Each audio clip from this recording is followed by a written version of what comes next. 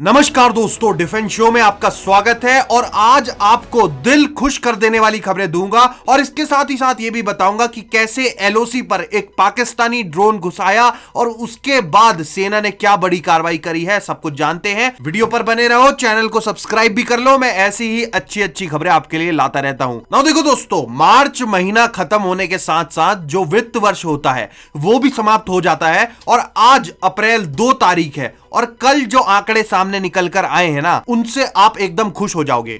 जो भारत को आगे बढ़ते हुए देखना चाहते हैं, जो भारत की तरक्की देखते हैं, पॉजिटिव साइड देखते हैं, वो तो कम से कम खुश हो ही जाएंगे। बाकी जो भी लोग हैं जो कमेंट में रोते ही रहते हैं, सब कुछ चुनाव की वजह से होता है लिख देते हैं, दुनिया उनको पता ही नहीं कैसे चलती है, उनके लिए तो मैं क्या ही कहूं। तो क्या हुआ कि कल आंकड़े सामने निकल कर आए भारत के डिफेंस एक्सपोर्ट नंबर्स के। जी हां, 21,000 करोड़ के डिफेंस एक्सपोर्ट हमने इस साल किए हैं।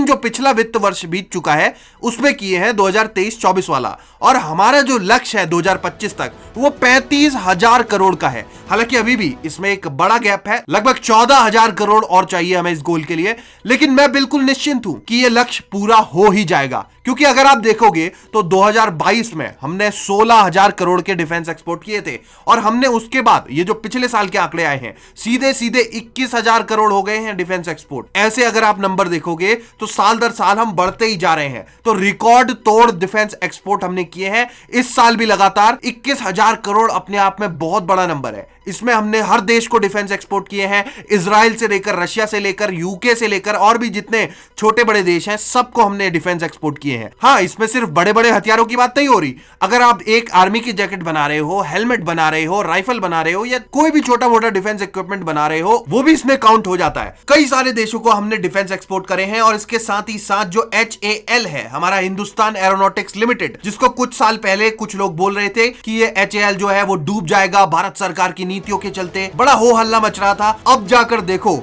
उनके भी रिकॉर्ड तोड़ नंबर सामने आ रहे हैं। लगभग 30,000 करोड़ के आसपास इनका रिवेन्यू है इस साल का, और इतना रिवेन्यू इतिहास में अब तक का सबसे हाईएस्ट रिवेन्यू है इस कंपनी के लिए ना। उसमें देखने वाली बात यह है कि अभी तो और ऑर्डर्स आने बाकी हैं तेजस के लिए, और इसके अलावा और भी जो डिफेंस इक्विपमेंट्स हैं उनके लिए भी ऑर्डर्स आएंगे। तो आने वाले समय में इनका जो रिवेन्यू है HAL का, वो समय के साथ बढ़ेगा ही। और जो लोग भारत की क्षमता पे सवाल करते थे, जो हो हल्ला मचाते थे कि देश की कंपनियों को बर्बाद कर दिया जी, भारत सरकार ने बेच दिया वगैरह वगैरह, वो सारी कंपनियां आज रिकॉर्ड तोड़ प्रॉफिट कमा रही हैं और भारत खुद डिफेंस एक्सपोर्ट में रिकॉर्ड नंबर क्लॉक कर रहा है। अब क्या हुआ, इसी बीच एक देश है जिसको इन सब चीजों की परवाह होती नहीं है।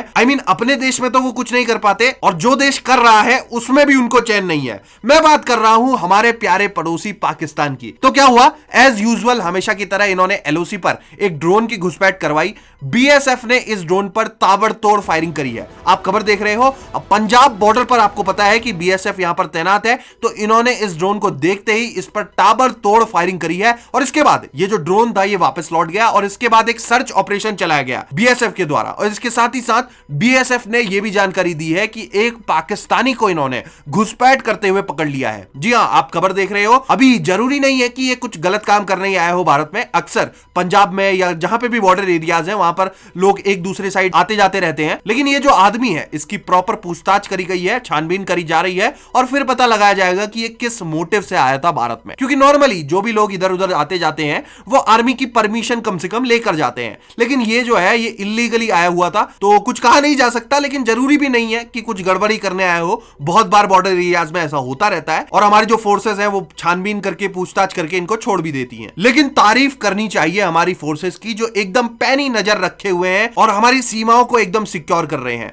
तो बिल्कुल इस तरह से जो भी घुसता है बिना परमिशन के, उनको पकड़कर चेक करना ही चाहिए और इसमें BSF पूरी मजबूती से काम कर रही है। तो बताओ आप क्या कहना चाहोगे इस बारे में, और जो भारत ने डिफेंस के क्षेत्र में कमाल कर दिखाया है उसके बारे में आपके क्या विचार हैं, ये भी लिखो कमेंट सेक्शन में। और ऐसी ही खबरों के लिए चैनल को सब्सक्राइब जरूर कर लो। जय हिंद, वंदे मातरम।